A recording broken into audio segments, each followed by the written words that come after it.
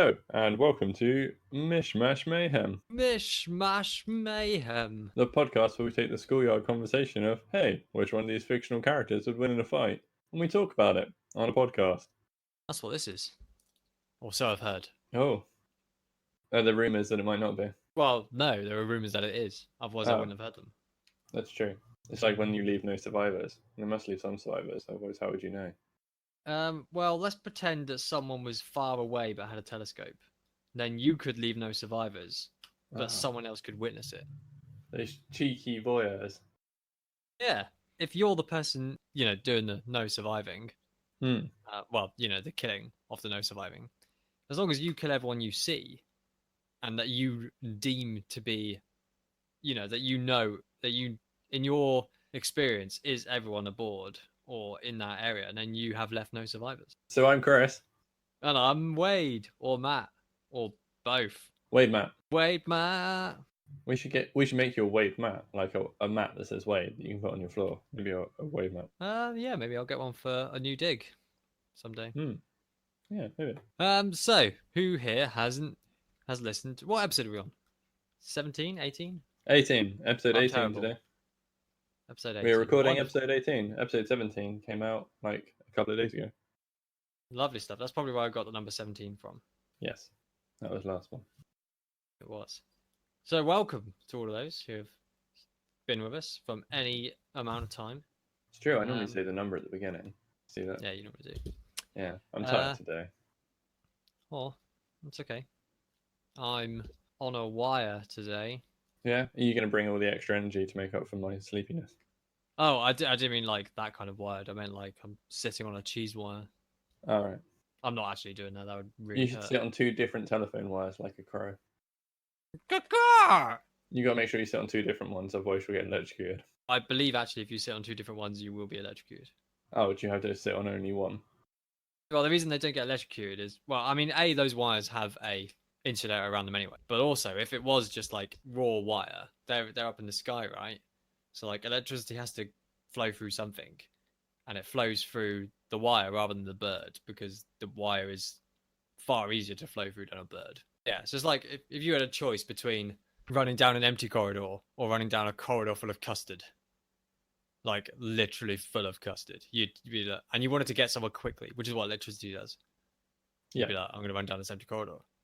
I would go back for some custard. No, I'd go back for some custard. That's what the electricity does. It bypasses the corridor of custard. This wire, and then I will go back for some custard. I mean, but for some custard. Yeah. A late day. My favourite custard. But anyway, so this is, as discussed, is Mish Mayhem.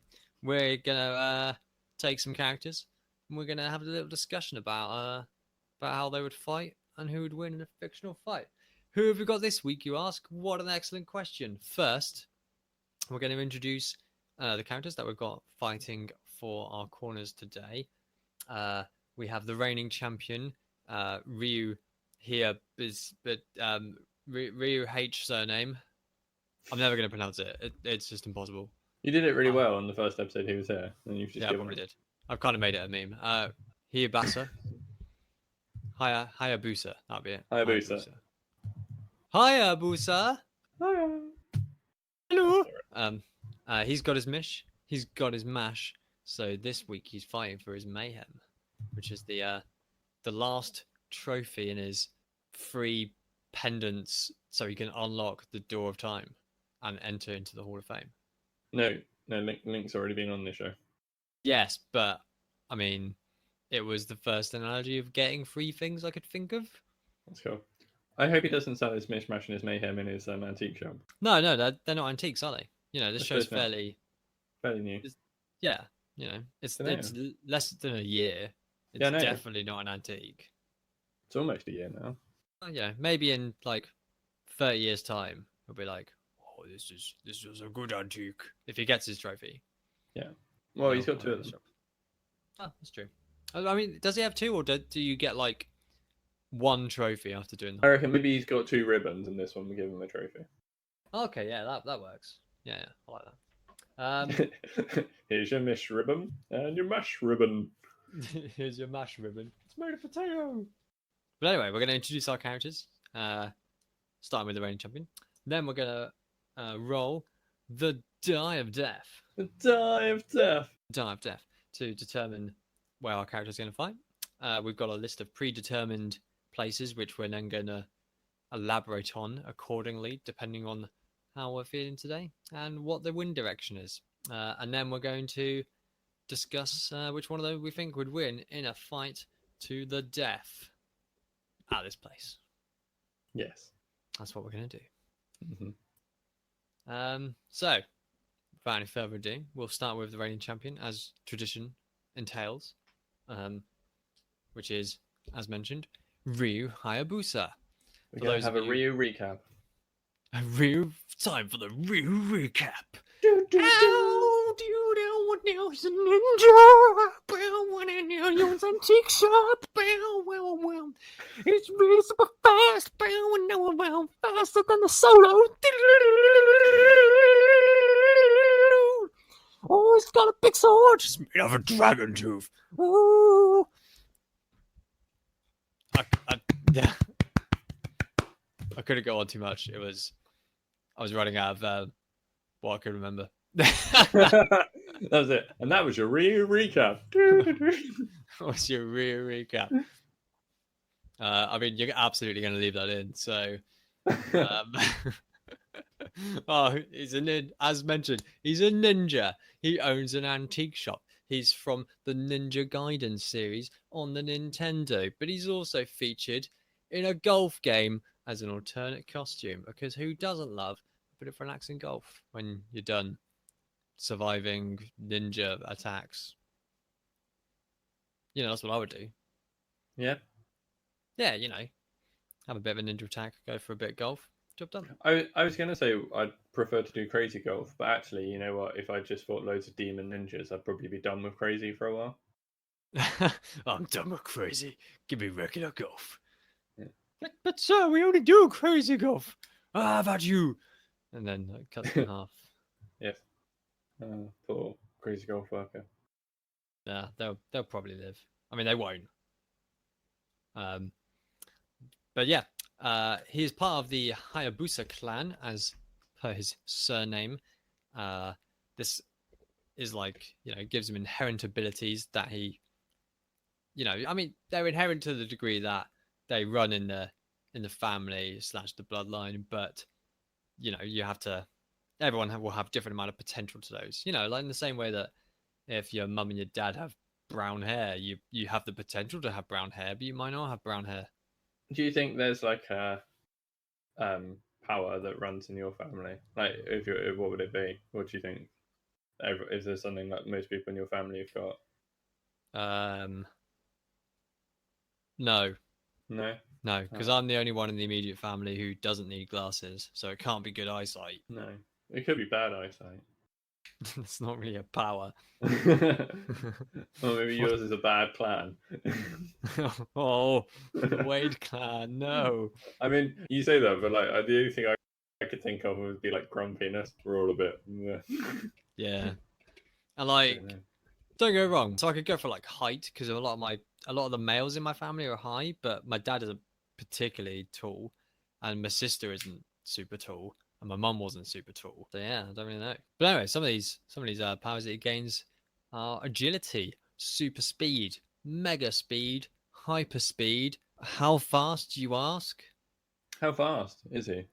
Well, he's able to successfully dodge and outrun surface-to-air missiles, which fly at Mach 3.6. What?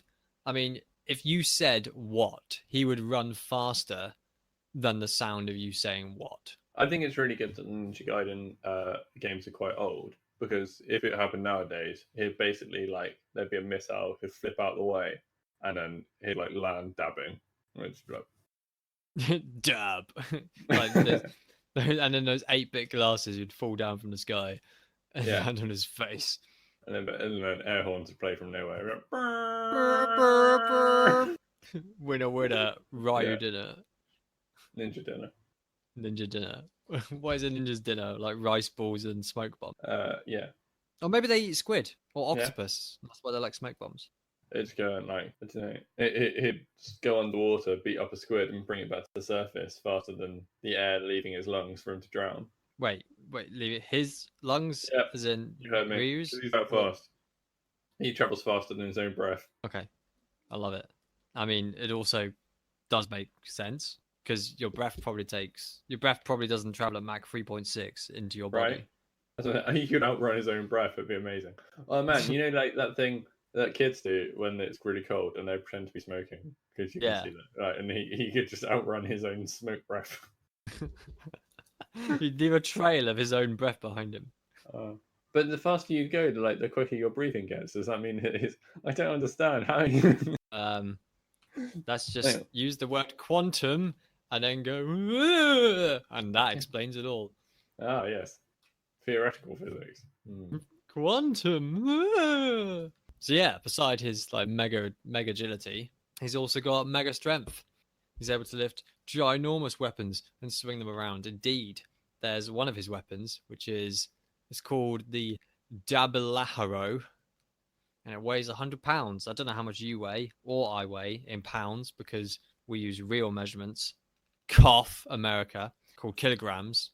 I weigh like about 60 of those. But he can move 100 pounds fast enough to deflect bullets. One of his other two kind of like main things that are going to be useful for battle and the most kind of applicable are his stamina / regeneration. So I mean, stamina, durability, regeneration, they all kind of tie into the same bulk attribute that some people might know as constitution if they play a lot of role-playing games that are D&D based. But he's very able to withstand many things. He's been able to survive barrages of bullets. I mean, it says here he's been able to survive a fatal stabbing, which doesn't make any sense because it's like an oxymoron. I guess it would be fatal to a normal person. Yeah, but I mean, he's also been able to survive being submerged in pools of acid and molten lava. So I mean, that would definitely be fatal to a normal person. But they don't say fatal submergings in pools of acid or lava. No.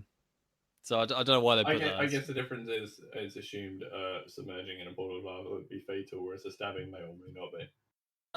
That's a fair point. Yeah. Okay. Fair enough. So he's able to survive those things, and indeed, as mentioned when I said regeneration, he's even able to use part of his ninja energy to help him regenerate. I mean, eventually, if he does exert himself too much, he runs out of this energy pool and is no longer able to regenerate.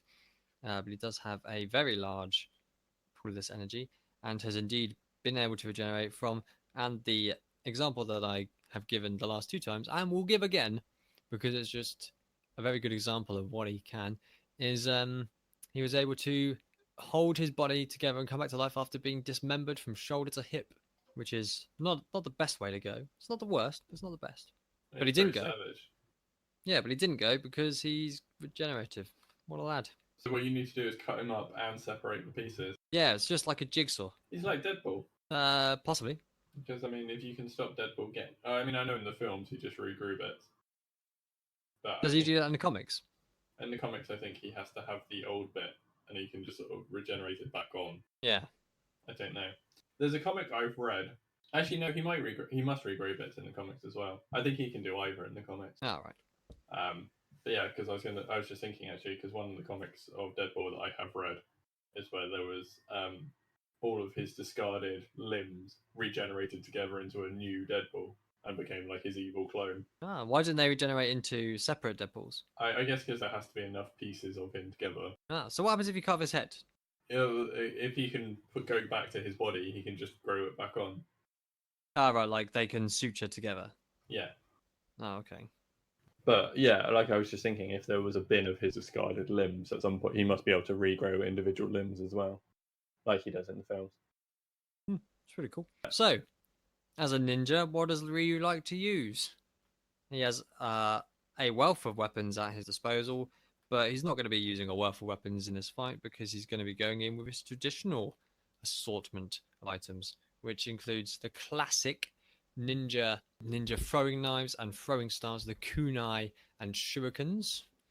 Kunai are more like a little short daggery thing, and the shurikens are everyone's classic famous ninja stars that I love throwing. Ah, my face! Those kind of things. Pro tip, don't get hit in the face with a ninja star. But yeah, his main weapon is his his signature weapon, his dragon sword. As mentioned in my recap rap, it wasn't much of a rap, but the fang of an extinct dragon deity. This weapon is impressively strong and durable and powerful, and indeed it's said that it can slice through anything. Such examples include he is cut through both jet airplanes and through tanks, and also through spaghetti. It's really good for making dinner or cutting through heavy artillery. The perfect weapon. Be sure to sharpen it at least once a day. I don't believe he ever sharpens it. You wouldn't be able to sharpen it because it would cut through the sharpening tool. I mean, I don't think that's true. I don't think you're true. There, I said it. That's it, everybody. The really sort of surprise truth to this podcast is Wade isn't real. I'm just really good at throwing my voice.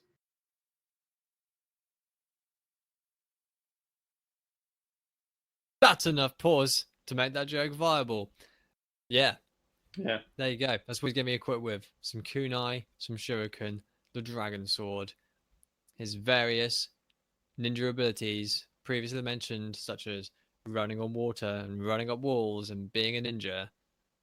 That is Ryu, Hayabusa, Hayabusa recap player. Who have you got? So, clue I gave last time, somebody who has won publicly televised fights to the death in the past. He won the 65th publicly televised fight to the death, and he took part and survived the 75th fight to the death. The reason I've obviously beaten around the bush of not saying the actual name and just saying fight to the death is because I don't want to give too much away, but I'm sure everyone realised I was talking about the Hunger Games. I know. At this point, all of the Hunger Games fans listening have been like, oh my god, I know exactly who that is then. And let's be honest, all of the Hunger fans listening probably figured it out last time because of the very thinly veiled attempt at hiding the Hunger Games. And very specific information about said thinly veiled attempt at hiding the Hunger Games. Yeah. So the character I'm bringing is Finnick O'Dare, which is a cool name, I think. It is a cool name. I think he sounds like a leprechaun. Like if you didn't know what it was, you just had the name, you'd be like, "Oh, I'm Finnick O'Dare." Yeah. Not to be confused with Finnick O'Dare. He's my cousin. Or Finnick is over there. Yeah. And then I'm Finnick O'Dare. There's Finnick O'Dare, and there's Finnick over there. But yeah, so Finnick is a contract champion, which means he is one of the people who was trained from like a very young age to be a killer to take part in the Hunger Games. So in the 65th Hunger Game, which obviously you don't see because the story doesn't start till the 74th one, which is like the first one Katniss is in. In the 65th one, which he won, you're supposed to assume, as he is a trained killer, he killed a fair few people in that. I mean, the fact that he won means he's killed at least one. Yeah. Well, I mean, I suppose not. They could have tripped and fallen in some horrific accident, but died in some like Trexican standoff that went wrong. Or well. Yeah. Well, that's it. But it's as a trained killer, it is as opposed to just one of the people who happens to be put in it. You are supposed to assume he has killed a fair few. But in the 75th one, where he is like a character that you're supposed to like throughout the books, he only actually kills 2 people right at the very beginning. One of them is just, because they attack him, and the other one is to save Katniss. And then after that, he doesn't kill anyone. Yeah, because it's like, oh no, look, he's a good guy. It's lovely. Yay. He is supposed to be very popular with the people, partly because he's quite charming, and also partly because he's supposed to be a damn handsome man. He at one point when he was talking with Katniss and he's being a bit flirty and such, he says to her, because I just thought this was a good quote that should be included. But he says to her, like, it's something along the lines of, "Oh, do you find like me distracting because of my hunky body?" And her response is, "Well, I am only human." So she's like, he's a bit good looking. Oh, he's got a bit of a bod on him. Mm. She's like, I will have to kill you, but you are pretty hunky. Except that she won't, because she doesn't kill anyone. Wow. Yep. And then basically she spends the entire of Chasing Fire repetitively being saved by Finnick, because as Honest Trailers put it absolutely brilliantly, she is the modern feminist icon that is consistently saved by men. Well, I mean, which is true. Yeah, it probably is. Yeah, but Finnick is despite maybe like some slight arrogance due to the fact that he's already won a Hunger Games, which he won at the age of 14, which is the youngest person to ever win. Wow, that's impressive. Yeah, so he's got that title. But yeah, so the fact that he is a trained killer and has already won a Hunger Games, and he's like damn sexy. So he is a bit arrogant, but despite that, he is a very like nice person. He is quite charming and charismatic. He does spend at least the sort of book/screen time he is given, so excluding the time he was killing everyone, he does spend a lot of it, like I say, looking after Katniss and Peter and a couple of the other people. He has an old lady whose name is Mags, I think, who is also from his district, and he spends a lot of the time looking after her because it's not really fair that a pensioner has to be put into it. And she won the 11th Hunger Games and trained him, so there's that connection there. But yeah, so he basically just spends the entire thing looking after people because he's a nice guy. Oh, apart from when he's killing people. Yeah, apart from when he's killing people. So that's kind of a quick sum up of Finnick as a guy and his past and the such. Like I say, there isn't necessarily a huge amount to say about him. Actually, like one thing of that kind of spread his popularity and the such, because I don't know how well you know the Hunger Games. I've seen the first film, and that's it. Fair. So, well, I can't remember how much it really talks about in the first film. It's certainly a theme in the second and third one.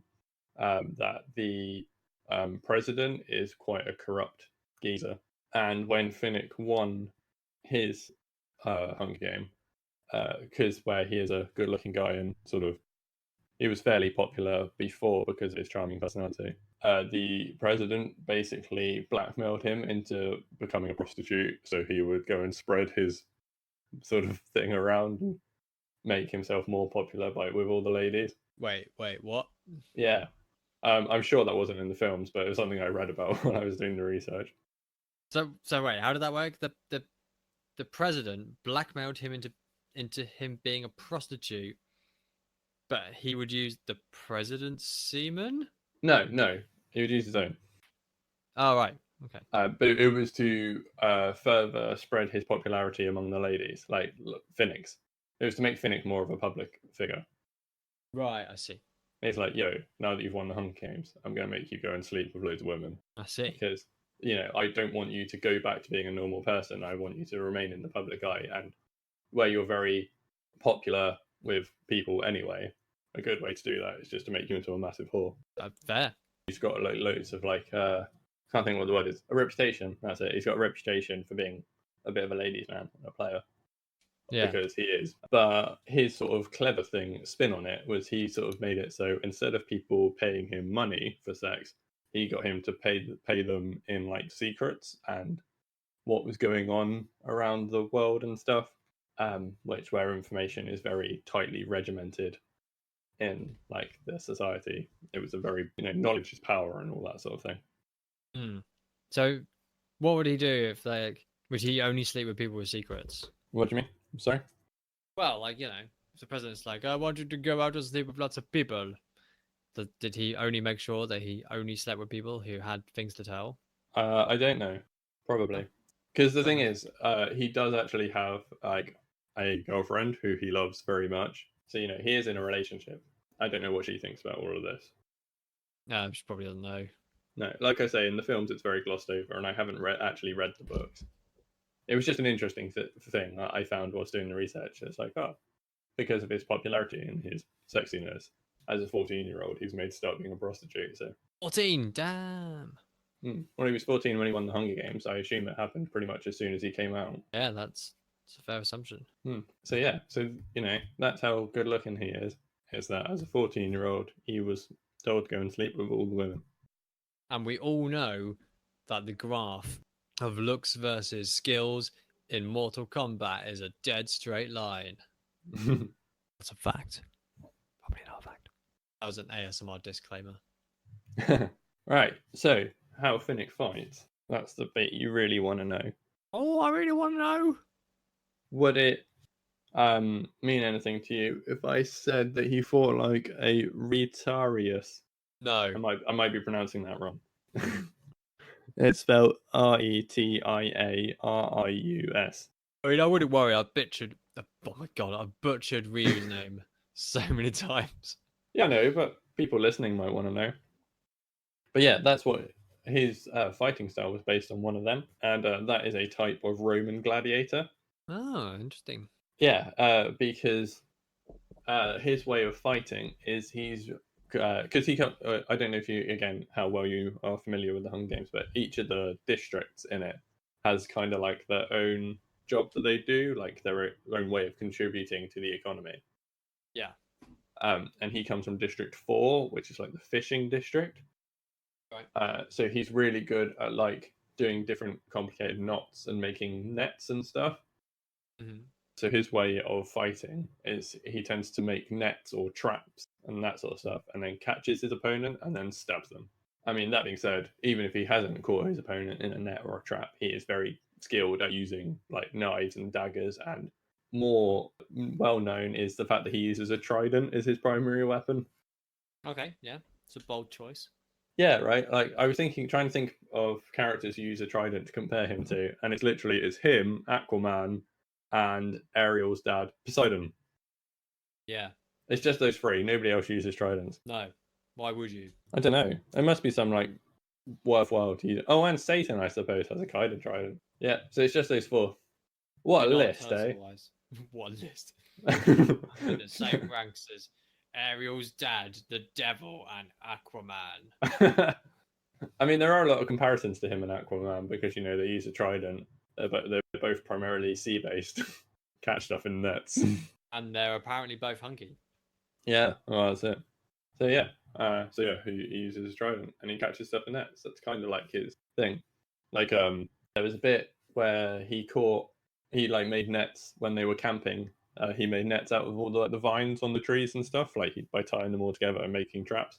So he's very resourceful.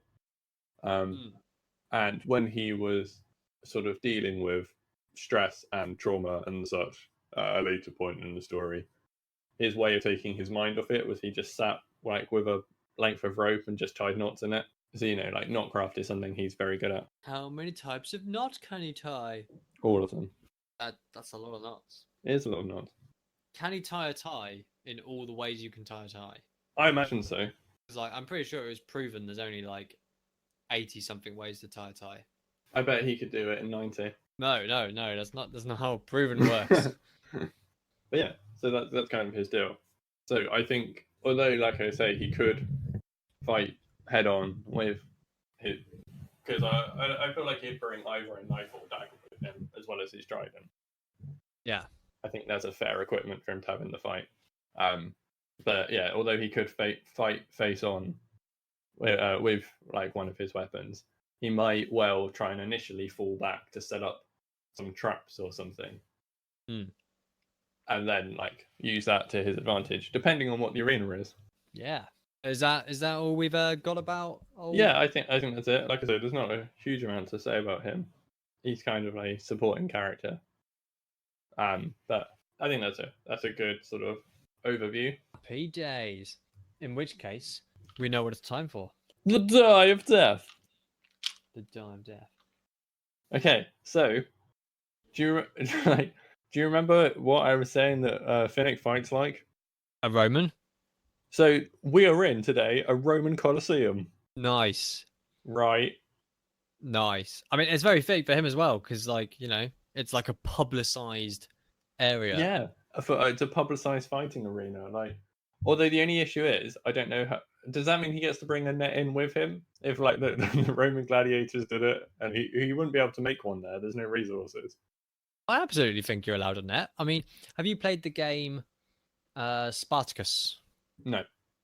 All right. Well, it's an okay board game about the show. Hang on, is it called Spartacus? I don't know. Might not be called Spartacus. Maybe it is. Whatever. Anyway, you can buy slaves and throw them into like a gladiator fighting pit. I have played that board game. And I believe one of the weapons you're allowed to take in is a net. I do not see that he would not be allowed a net in.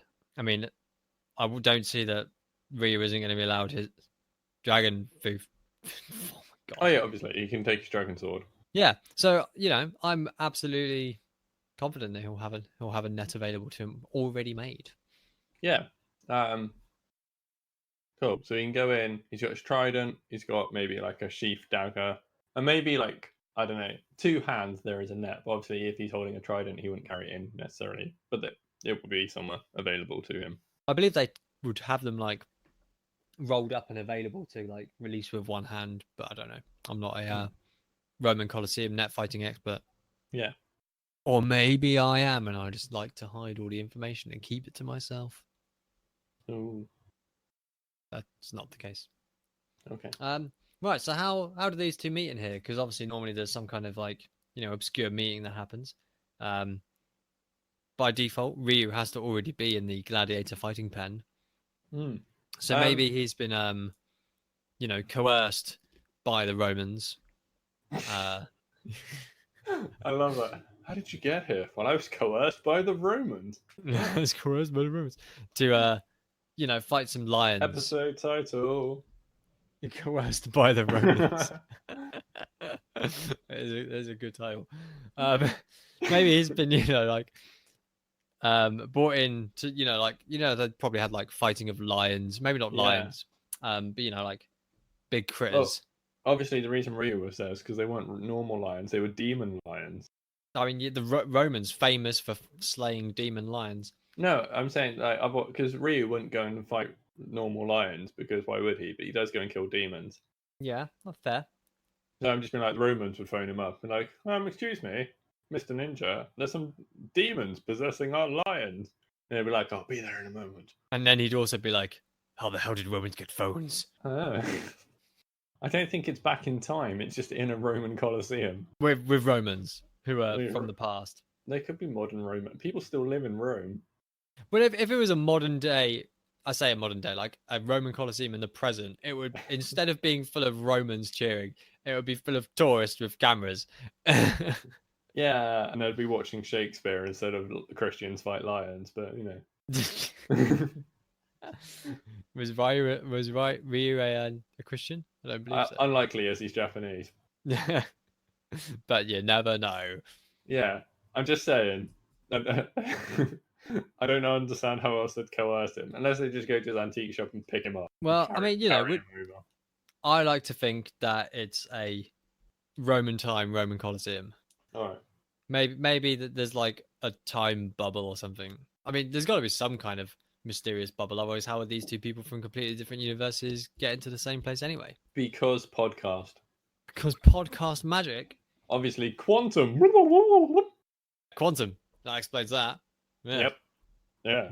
Exactly. That's how Romans got phones. Right. Quantum. So it's a quantum Roman Colosseum. Yep. With quantum Roman Romans. Quantiseum. Quantiseum. With quantum lions. Yes. That's it. We need you to kill these time paradoxing lions. All right. These time paradox quantum lions. He's like, I'm all about that. Yeah. So he's just done the lion killing. Obviously, because he can move at Mach 3.6 and he doesn't get tired. Like, it doesn't matter that he's just killed some lions when Phoenix shows up because he's not phased. He hasn't been hurt or anything. He walks out the like the Roman crowd is cheering. Yeah, and like he as he kills the last lion, and they all suddenly start cheering, and then like the gate at the side opens up, and then Finnick comes in. Yeah, that wasn't half as good as I was expecting my impression to be. Puts it on his CV. He can't do an impression of like Roman draw like Cutlass Gate. Portcullis, that one. Opening. They ask you to do it in the interview, and I do that. They're like, get out. Get out. Why are you here?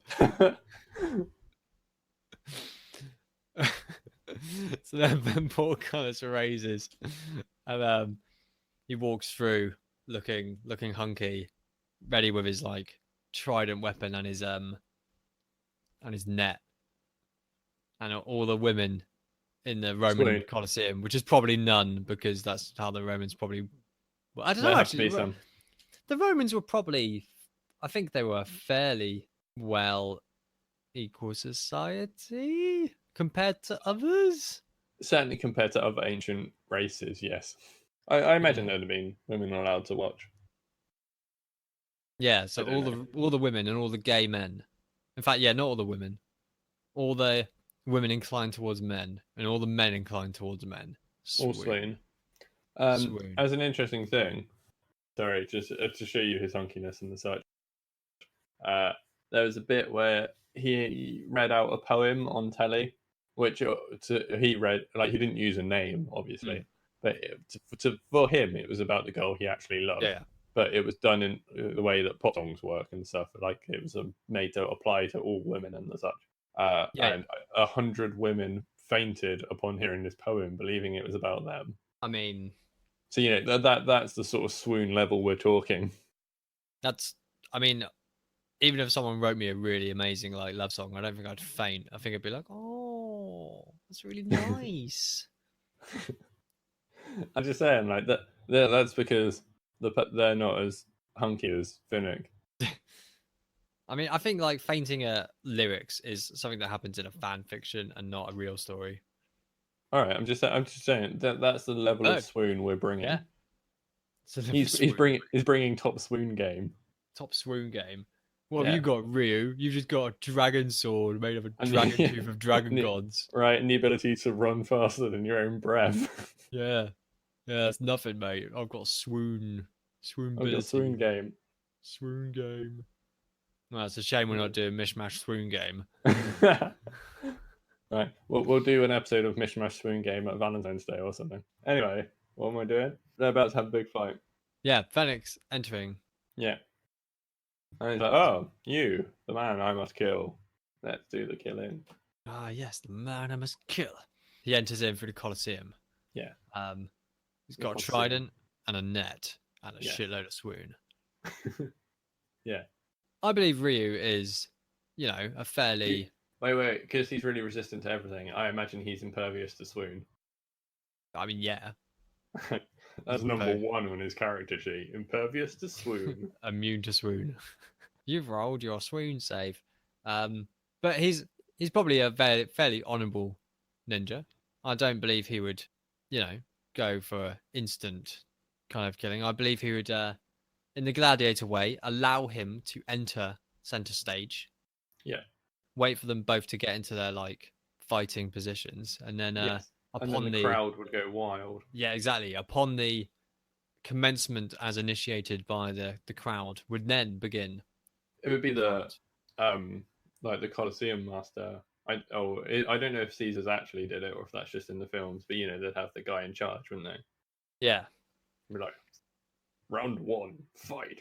I mean, except it's not round one, but no. Yeah, and equally, I believe that Fennec Swoon lad would also, given that he's entering this Colosseum and he's been in fights to the death before where there's strict rules, and he's now in a Colosseum and everyone knows what a bloody Colosseum's like. Oh yeah, that's it, because he wouldn't be ready to fight until he hears the air horn.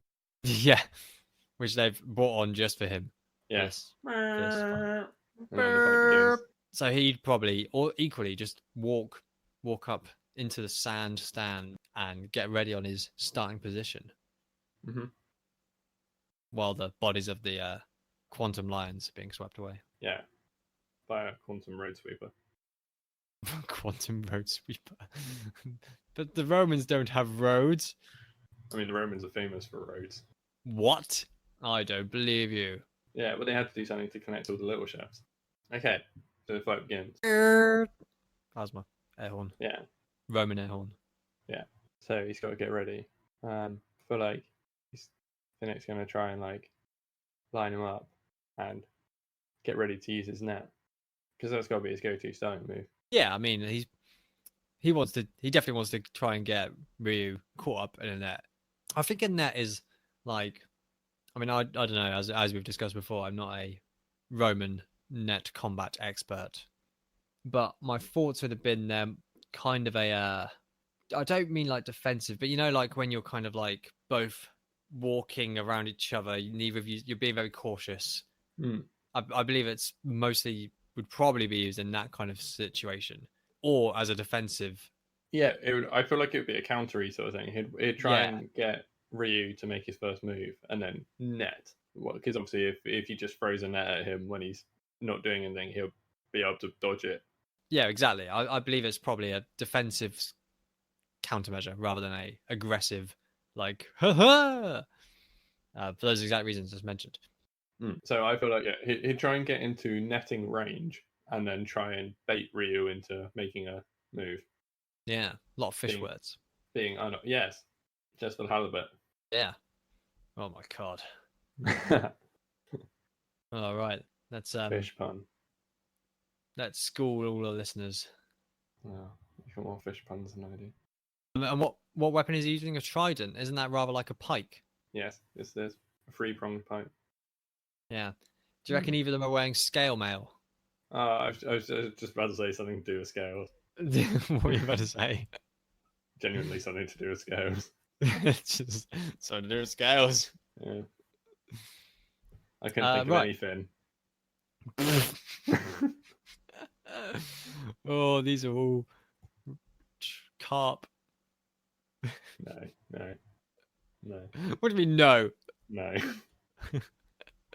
Anyway, so although Ryu's got a big sword with him, I think he'd be willing to entertain a close quarters, more close quartery deal. So it probably in a similar vein to what he did in the last week. Did he grab out a kunai for close range? Yes, but that was due to the issues of being in a confined space. Flaming elevator. No, flaming elevator. Well known for being confined. He would get out a kunai, possibly two, because he can probably, I imagine that's quite an injury thing to have two kunai, and would start the little kind of like parrying walk, and would probably go in. I don't think there's any requirement for him, because I can bench press however much I can bench press, but do I bench press that much all the time? No. In fact, I've never bench pressed. But you don't use your foot, even if you have a certain ability to run at a certain speed, for example, you wouldn't do it all the time. No, I'm not suggesting he'd go 0 to max. Yeah, exactly. It's only needed when it's only going to be used when it's required. So we'd probably just go for a semi-reasonable human dash speed kind of attack to kind of maybe an in and out, or like probably try to sweep past and just get a nick in. Sure. But I feel like this would be the point where Phoenix well, this is what I wanted him to do. We'll put a net on him. Judge out, get out of the way, dodge and net. Like a matador. Yes. But with a net. Yeah, so he's well versed in netting. Yeah.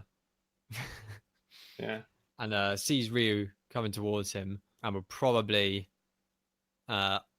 he's probably armed with his pike in a kind of his trident in a defensive thing, but is able to actively switch out however that has happened, whether the pike gets dropped to the floor, whether he's got some kind of retainer on him, or just holds it in a different way where he can then swoop into the defensive position and whip a net round. Yeah. And then I understand that Ryu will probably escape a net quite easily, but initially will at least be entangled, and I feel like he's going to get a good jab in with a trident. Yeah, so right in the back, just like.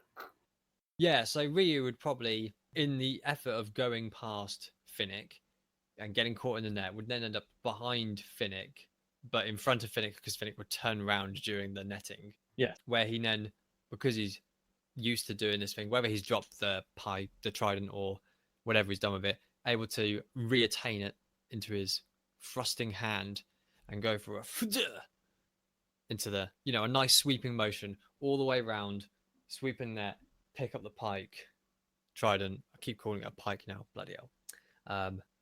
And give him a little stabbing up the bums. Might not be up the bum, but No, I feel like lower to mid back sort of. yeah. And a lesser man would be really upset about having 3 holes stuck in his back. A lesser man would be upset about that. I mean, most men would probably be upset about that, and I imagine Ryu is also going to be upset about that. I just feel like he'll be less bothered than most people. Yes, I'm upset, but the consequences are far less for me. I mean, I then imagine he's already got a kunai in his hand. He can probably cut his way out of the net relatively easily. It's an interesting question because, like, what would his net be made out of? Rope. So it's just a rope net. Yeah, I'd have thought so. Because you can get, I'm pretty sure you can get like almost metal nets where. Yeah, it would be a rope one because traditionally his skill comes from fishing nets. Okay. And then if he's based on Romans, they wouldn't have had metal nets. Yeah. Okay. Fair enough.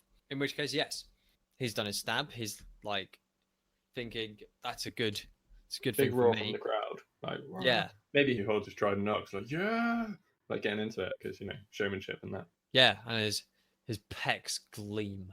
Right, another lady swoons. Oh. Another lady swoons. She cracks her head open on the staircase, and no one cares. No, if anything, that's an extra kill. Right, bonus points. Bonus points.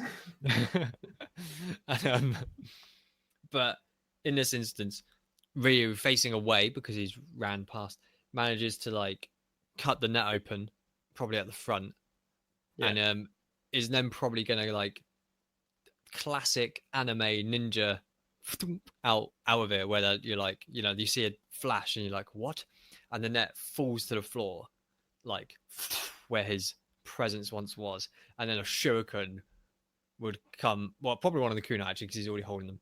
A kunai comes from like the right hand side or the left hand side. I don't know, one of the sides, where Ryu has jumped out the way and gone to a kind of short middling distance and gone, I don't need these kunai, and just thrown like his lesser dominant one at him. Yeah, I reckon like being all trained in knowing, like being aware of his surroundings and being like a trained killer and stuff. I don't know if that kunai would necessarily hit. I think like Finnick might be able to dodge it. Yeah. But then it'd be like, man, but you escaped my net, and that's kind of my go-to strat. You escaped my go-to strat. My go-to net. So then they'd have to have a more fair fight. Well, some would argue less fair. More on paper fair fight. I mean, is it more fair on paper? Well, you know what I mean. Like it'd be I do know what you mean. Trident versus, I assume now he'll get out his dragon sword. Yes. Trident versus sword. Let's do this. Yeah. How many people use swords? Thousands. How many people use tridents? We've established 4. Let's see if there's a reason for that. Let's see if there's I mean, to be fair though, how many people use a sword made out of a dragon tooth from the Dragon Gods? 1. Well, I don't know. That's sword. You can get a dragon tooth sword on Dark Souls. You probably can, yeah. Okay, maybe. I'm pretty sure it is literally just a massive tooth that you hit people with, but it's like considered a great sword because it's just giant. Yeah, I'm pretty sure it is. But yeah, he's thrown one of his kunai. He'll probably then throw his second kunai again. Mm-hmm. He knows that it might not necessarily hit because Fennec is battle trained and ready for it. But the point is, it's going to force him into something defensive. Yes. Whether he blocks it. I feel like he'd block it. It's Trident because he can even see this one coming and it would look really cinematic. Yeah. And that's always a work. It would look sick and make people swoon. Showmanship. That's all his thing. Swoonmanship. Right? Yeah. More people swooning all around the crowd. Soon there won't be an audience left for the swoons. Swoon, you mean? Yeah. But in that block, he's able to then, launch himself and withdraw his sword in the classic like unsheathing way and come at him like, yeah. Except he probably doesn't do that. But you can imagine he's doing it on the inside in his mind. And you can hear like one Roman at the front being like, oh shit, sword, be ready. So he's going to come at him fast enough that Fennec is still in a defensive because he's not going to allow someone to get into there's no point of him throwing a kunai to allow him to block it and then be ready again. Yeah. The whole point of him throwing it was so by the time he gets there, he's still at least recovering from the defense. Yeah. So then he'll launch up like a good sword slice. Yeah.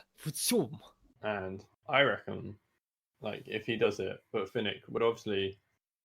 I understand he's sort of not necessarily in the best position, but he'd try and put his trident in the way because, well, obviously. Yeah, absolutely. And then the sword like cuts through stuff, like everything, right? So what about if it just cut the middle spike off? Just the middle one. Yeah, because that would be. I feel like that's how you block, wouldn't you? You try and put the sword in one of the gaps. Yeah, absolutely. So then, like, the sword would go through that one. So he'd deflect it away from himself being slashed. But Yeah. it then essentially have a really big fork. A tuning fork.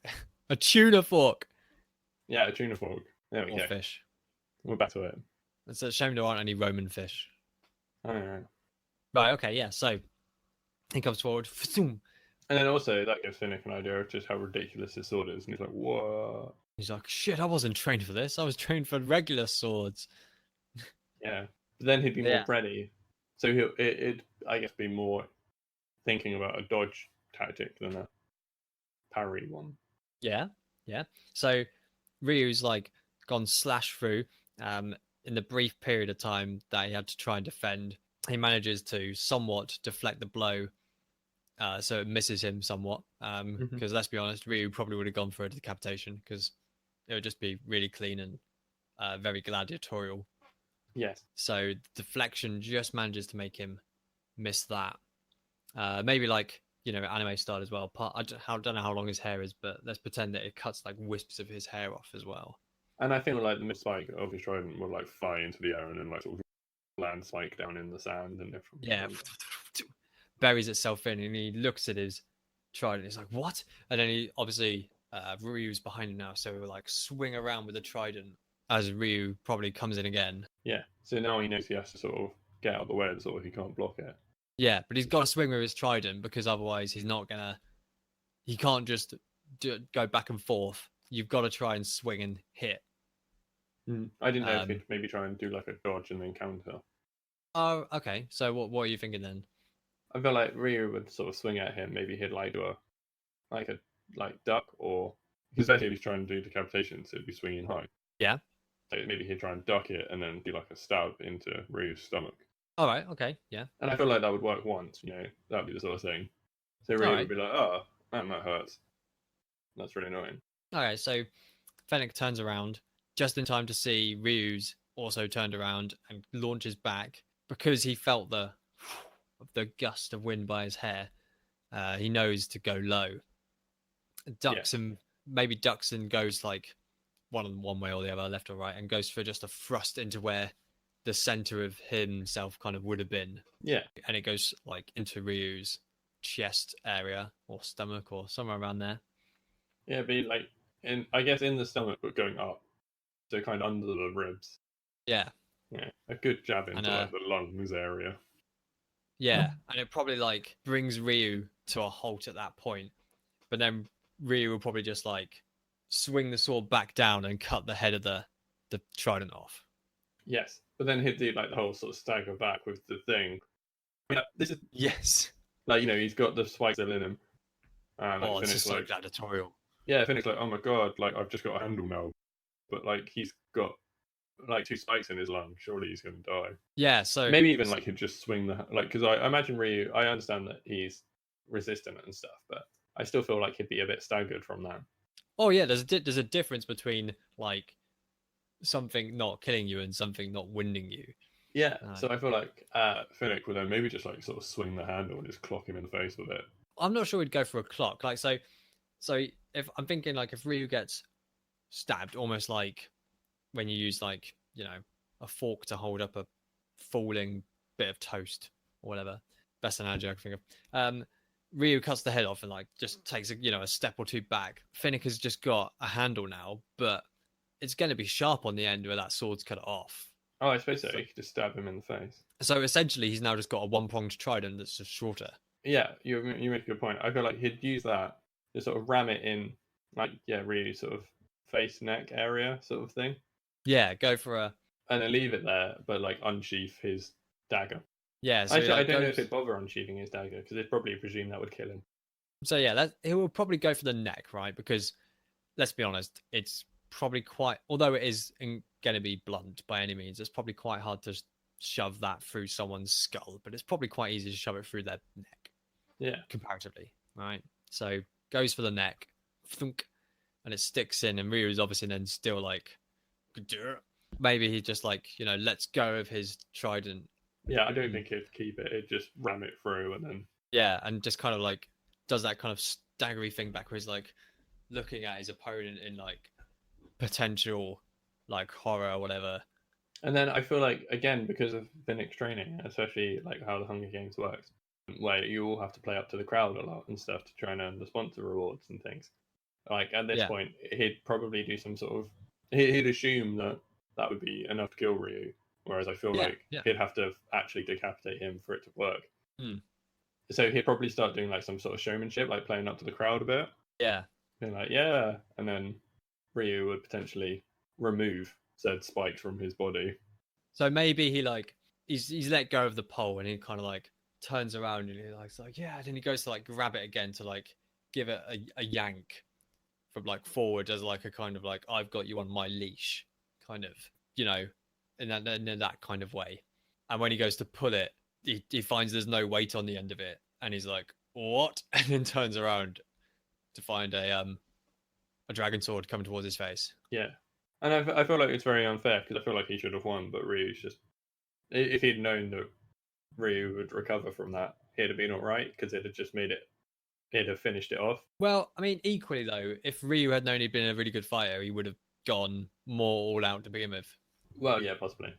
But, I just feel like, I feel bad for Finnick because I feel like he kind of earned it. And then what will happen is he went, yeah, playing up to the crowd instead of, getting out my dagger and just severing his head, and then Ryu would just be like, dragon sword to the face, and Finnick would die. It'd be horrible. Yeah, the classic decapitation. Yeah, and it would do its thing, like his head would fly in the air, and like there'd be loads of like a blood fountain coming out of his neck, and it would be. Yeah, his head flies into the air and lands in the sand. Then blood spouts out the neck. Then and the body slumps to the floor. Right, and that using that sort of Japanese style cinema. And then, like, the crowd, part of them would be like, yeah, because they've seen, like, a murder. But then also they'd kind of be like, oh, but the fan favourite died. And they'd have mixed feelings about it, is what I'm saying. And then, obviously, Ryu, like, swings his sword down to get the blood off and then sheaths it away. Yeah. And then somebody will suddenly realise that swoon lady who's got a cracked skull and be like, oh, my God. What happened here? Then they bring up more quantum lions. Yeah. To kill some quantum Christians. Quantum lions. Kill some quantum Christians. Oh dear. Oh, yeah. Wow, that was cinematic. Yeah, I liked the Colosseum. It was an excellent place. That was fun. I feel like poor Finnick was an unfortunate circumstance of just different universes. Yeah, that's it. If he had been less of a showman and more of a, double tap, make sure. Kill confirm. More if he'd just been someone from a universe where it's not just people. You know what I mean? Because at the end of the day, he was just a human. Where I'm not saying Ryu isn't just a human, but he isn't. He's demon-y, isn't he? Yeah, I think he is. Yeah, but in Ninja Gaiden, obviously, the whole world is full of people with superhuman abilities. Yes, and supervillains, which just takes him. Obviously gives him all his extra powers and takes him like an extra level above poor Finnick. But, that means Ryu's got his Mish, his Mash, and his Mayhem. It so does. We have a third Hall of Famer. Number 3. Numéro 3. Yeah. Congratulations to Ryu Hayabusa. Yeah. Oh, also, Ryu now, first fan submission has reached the Hall of Fame. Hooray. So that's pretty cool. So, yeah, Tom, your hero will return. And you know what it means as well? It means next week there'll be 2 new brand contestants. There will. But before we do that... 2 new brand? 2 new brand contestants. They're branded. They've got their own sponsors. Oh, I've got Coco from the Kellogg's Cocoa Pops box. Just before we press on, I do want to quickly mention, because I didn't do it at the beginning, that Finnick was a fan submission as well. Oh. So, thanks, KE, for suggesting Finnick. We enjoyed him. Yeah. It was a shame. I feel like had he been fighting almost anyone else, he'd have been in another episode. Yeah, possibly. I mean, looking at my list, there's probably only there's probably one person that would be a really, really good fight. Mm. And then one person that would probably win, and the rest of them would probably be more in his favor. Because we've kind of made the unofficial rule to try and not bring in too overpowered people. But then that being said, if fans suggest them, we're more inclined to do it, which I guess is why Ryu's here. Well, I mean, I had no idea who he was really. We didn't really know how overpowered he was until we researched him. Neither of us have actually played an Indicator, so maybe we should potentially vet our fan submissions a little bit more. But that's something we've learned for the future. That's all right. Each of them was different and entertaining in their own way. Yes, it was. Right. Speaking of people next time, let's see who I'm bringing to the table and give you a wee little clue. Do it. I will.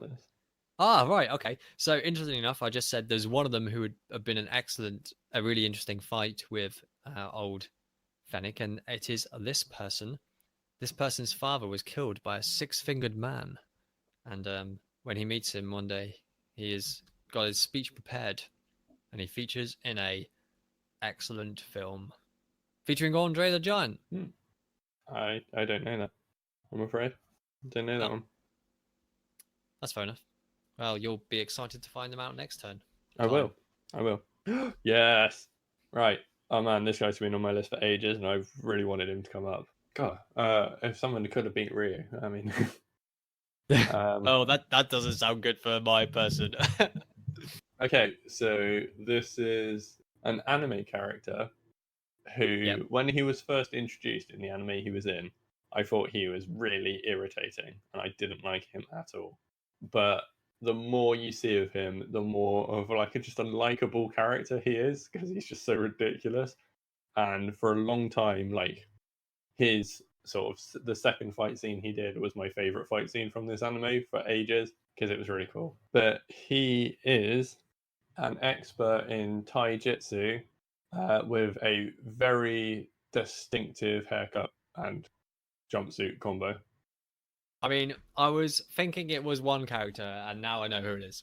I was on the right anime to begin with. But yeah, so that should be pretty cool. Excellent. Right. Any final thoughts before we go? I feel like I always give a final thought. So today's final thought is somewhat absent. Final thought at all. Oh god. What did I do today that was cool? I'm gonna make millionaire shortbread, and by millionaire shortbread I mean working class shortbread at the weekend. That's my thought for the day. Oh man, that's delicious. Yeah.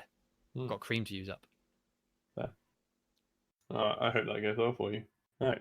And on that note, we have been part of TTSS Productions that you can find over on tinkertailorsoldiersponge.com.